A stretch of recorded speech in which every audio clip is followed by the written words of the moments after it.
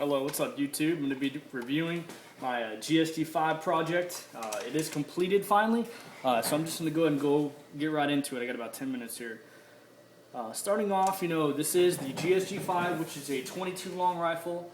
It's an MP5 clone, chambered 22 long rifle. Pretty damn realistic and pretty close to an MP5. I know some teams that use the MP5s and they train with these things just for cost purposes.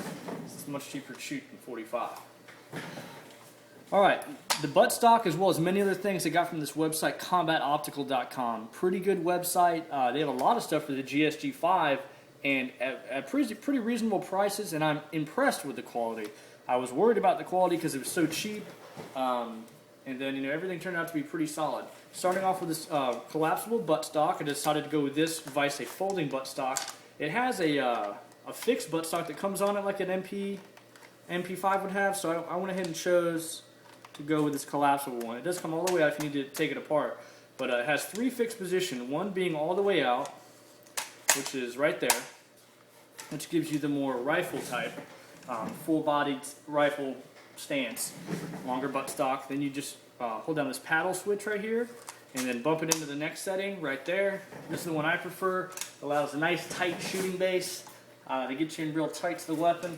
That's the one I prefer. Then it goes even in one more again to all the way, which gives you a super compact, more like pistol, more for concealment purposes, I would say, in a vehicle, anything like that, and a little too tight to shoot with, I think. Not that it can't be done, but I think just for travel purposes and size constraints. The one I prefer to have it at, like I said, is this groove right here. Moving along, sight came with a claw mount. It's by this company called AIM, and nice sight, reflex sight. It's parallax free, so that's always nice. You can just put the dot on the target and shoot instead of having to worry about lining something up there. Pretty accurate too. It took me a while to get it on, but once I got it on, it's retained at 0 rather well. It is adjustable. You got a selector knob here, as well as another cool feature that I've never seen is it has a reticle selector. So you get a crosshair, a red dot with a crosshair, then a circle with a red dot in the middle. See if you guys can see the dot in there. Yeah, you can see it pretty good actually. That's what you're working with there. I prefer to use either between the circle and the red or the red dot. Just depends how I'm feeling. Okay, moving along to the forestock here, the forend of the gun. I'm going to take these rail protectors off. Show you. There we go. Okay. The forend of the gun, Combat Optical, I got it from them as well. I think it came with a grip pod. Not this grip pod, however, it is a different grip pod, which was nice. I like that grip pod, but I got this one from like Midwest Shooter Supply, I think, as well as some extra magazines and a double mag clamp. I like this little short, stubbier one. I think it's more original to the MP5 style, not a huge, longer one that came with it, like in an M16 or something you might have. Plus, it's just 22, so you don't really need that much to stabilize yourself up top. The installation of this, as well as the buttstock, it was as simple as one screw. So it's pretty easy for you. The claw mount, a little tricky, but I'm an idiot, so it's a little complicated for me. But I got it on fine. And just so if you guys don't know about this gun, it's a semi-automatic 22 long rifle, like I said, MP5 clone. This is not an actual suppressor on here. It just covers the barrel. It screws off. I'll show it to you guys. And that is your actual barrel right there. Surprise.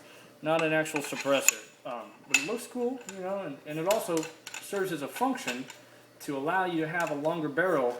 And this gun is extremely accurate because it has such a long barrel on a 22 long rifle platform. Have no problem hitting golf balls at 100 yards with this bad boy. Okay, moving on to one of my next things is the double magazine clamp.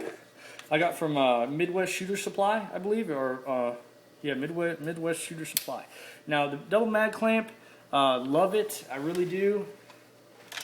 It allows you to hold 2 magazines there just in one setup like that. And so you're reloading, you just got to hit the paddle, bam, bam, you're ready to go.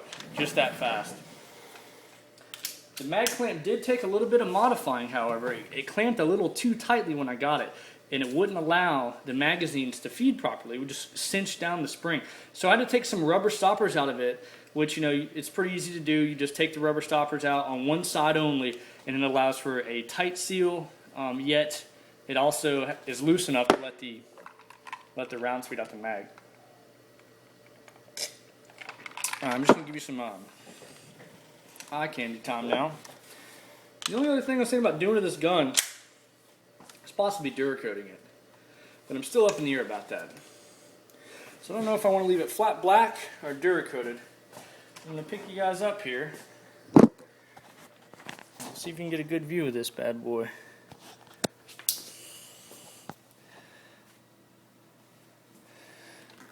That's her right there.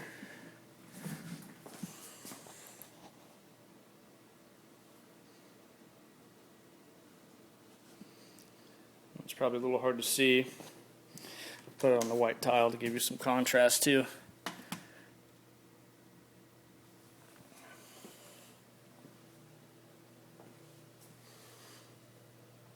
Gsg-5, let me know what you think.